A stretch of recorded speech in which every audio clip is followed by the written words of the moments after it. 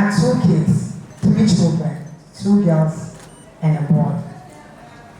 I'm looking back and I'll see how many times within a month my daughter didn't go to classes.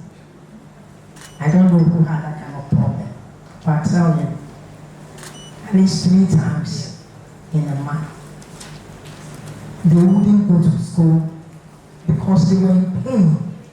They couldn't. Real pain. That carried through. And not only that, I'm thinking again, they had to take medication. Only to find now that even that I used to chew paracetamol as though I'm taking not even chocolate. Every month I would chew paracetamol, I won't sleep because I was in pain. My daughter had to go on a special pill just to be able to work when she was in the US doing her PhD. Then now she got pregnant. And I realized that even the paracetamol can affect your kidney and other parts of you. So for a woman, the discussion is a lot of things. It goes just beyond the fact that I'm a man, you're a woman, who is higher, who is no. There are real issues that must be discussed. My daughter is a very hard-working person by herself. And she got pregnant and by the, thank God she had a baby there. I'm a proud grandma. Then the past 6 weeks before delivery, oh my God. Every pain you can imagine she went through. She just couldn't even sit, was a pain. Getting up was a pain, so she couldn't work. And the pain and the frustration of not going to work and maybe being fired because the whatever benefit she's supposed to get is after delivery, not whilst you are pregnant. So the women issue is not women issue. She gave birth to a baby bouncing ball. So you see, her problems through growing up, the medication she had to be taking, whatever it could have affected, what she's going through today in terms of being able to not to go to work and maybe she's being fired, gave birth to a handsome baby boy who is going to grow up and be somebody in society. So here is the issue.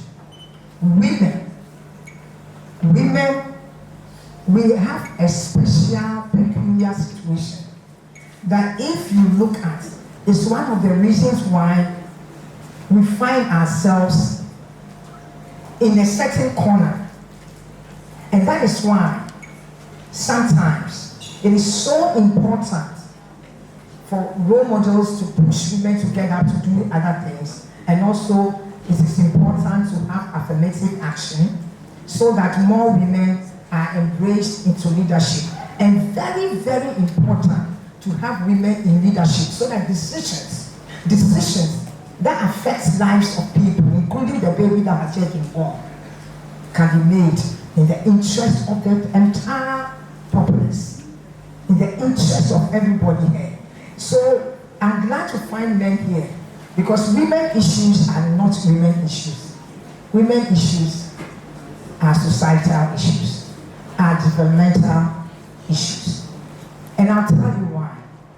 And you'll understand why for the first time, obvious things that we see today might have eluded some people, not because they don't care. Because if you are not in the situation, you are not in the situation. It's very difficult to think as somebody when you are not that person. Empathy is different from sympathy. All the combination. When you have had that experience, it's a different ballgame. About 30-something million of us, with women making over 51% of the populace. Despite our numbers and our undeniable contributions to society, like I just narrated to you, every man, everybody comes from a woman. And women go through so many frustrations that way. I don't even want to give you what I went through. Currently, only, as you know, less than 14% are in parliament. And far cry, a very, very far cry from the 30% that we are all aspiring for.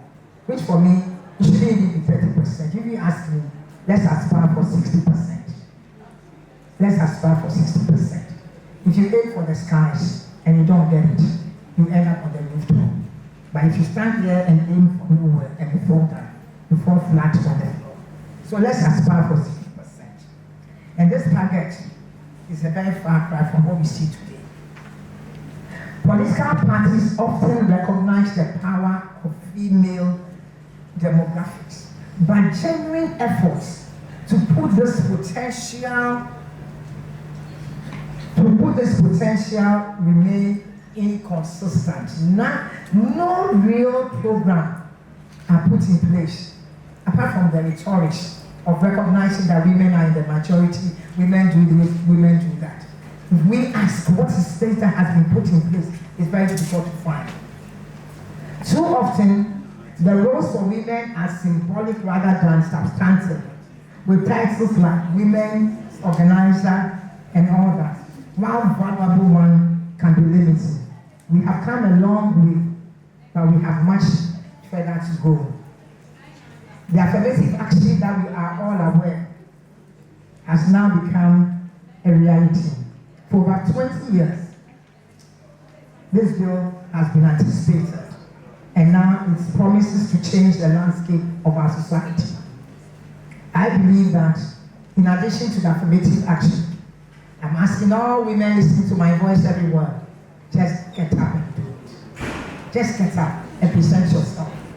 Present yourself. Because trust me, this action bill here, if we don't present ourselves, they might not find the people who will be there. You must present yourselves. In line with the vision of affirmative action law, I am committed to advocating initiatives that empower women and promote equity in Ghana. 3 programs are especially central to this mission. And one of them is AgroSure, Government at Your Doorsteps, and the Ghanaba shares. The AgroSure, supporting women in agriculture. Our rural women farmers work tirelessly to sustain their families and feed our nation. I believe that any time from today when you are eating, remember that some woman had to take a hoe and cutlass, carry a basket, and farm for you and I to get the bank with the KK there, to sake. And if you ask me, it's not acceptable. It's inhumane. It must be outlawed in this 21st century. We don't need that. AgroSure is one of the policies we are going to put in place to ensure that women will farm but not burn with hoe and cutlass, so that you and I will have a meal.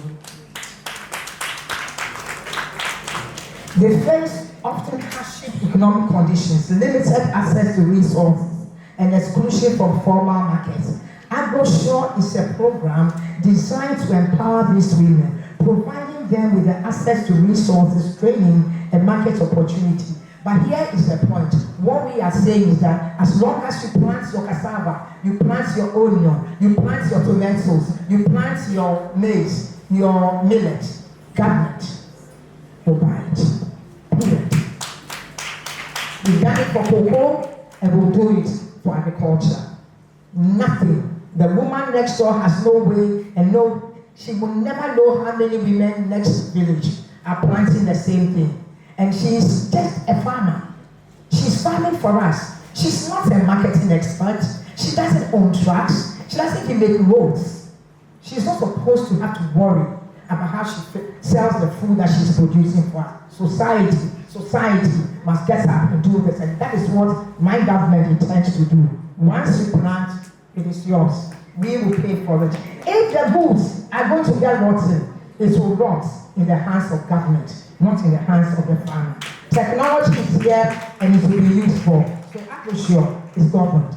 Now, women, given the situation I told you about my daughter, so are most women. 5 children, 2 children, 12 children, plenty of them. They have ideas, they have arts. My daughter has finished a PhD, one of the best schools, Princeton University, at a very tender age. Yet, she was almost fired because she's carrying a baby and she had complications. So are women. The women who are stuck in the villages, the women who have 5, 10 children, how do they become part of governance? How will they be part of government? Government at your doorsteps. It's a policy that's going to be in place which states clearly where you walk to vote, where you walk to vote, the center you walk to vote will now be the center of your government. That is where you have your government resources and be part of government. So that her ideas, her contributions, her problems, everything, her daughters that she had that can't walk, the blind child, the child that can't seem to read, all the issues can now be discussed right at where she walks to vote. So now we have what we call government at your doorstep, so that she can leave her children from 10 minutes, 20 minutes, 1 hour, and be able to go to a meeting right in that village, right in that community where she walks to vote, will now become the center of government for her. Accessible government for everybody. Now, and that means that everybody now can be participating in the democracy, where the meaning of democracy will become meaningful. Government of the people, by the people, for the people. Before democracy came to this country, let's ask every village in this country, you have a queen mother, an odiko, a chief, somebody in that village, and decisions within that village that affected people are always discussed in that village. It is not discussed at a central point. So we are bringing democracy to the doorsteps of the people. Government at your doorsteps will be the government that I will bring under my administration. Last but not the least is what we call the Ghanaba shares. What is Ghanaba shares about? Ghanaba shares is because every 90% of Ghanaian women are traders. They are traders.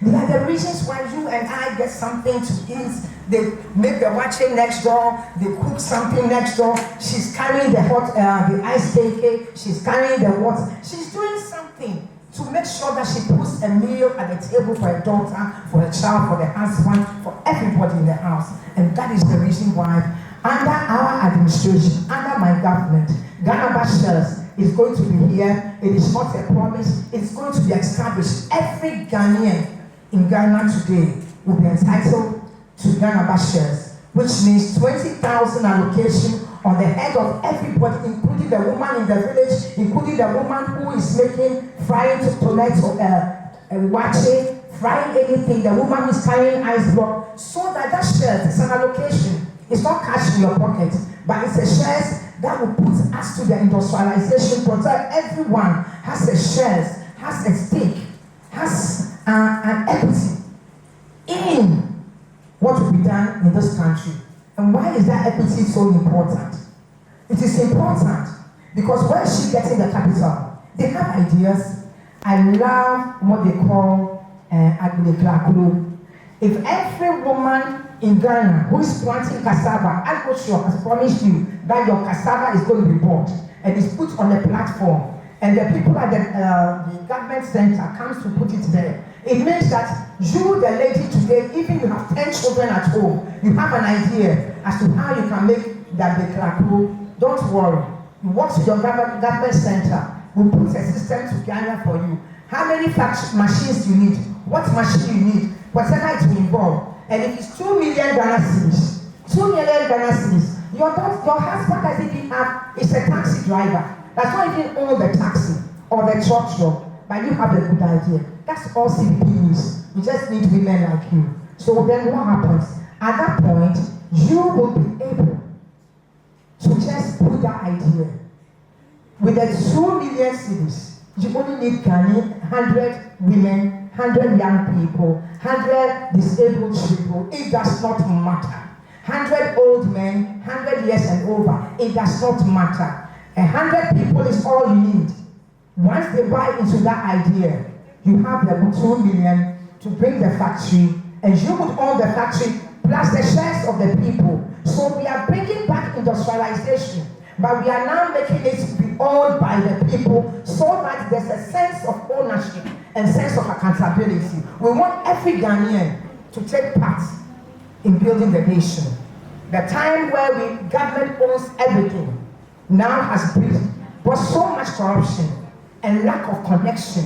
So now the people of this country will do the ownership, so that when foreigners come, they can only partner with us. So that is where our Ghanaba share is. So upon this, as we reflect on the passage of affirmative action and everything else, I just want to say that we are ready and poised to train Ghanaian youth, Ghanaian women, and give them the empowerment to be able to be part of the governance system and take up leadership.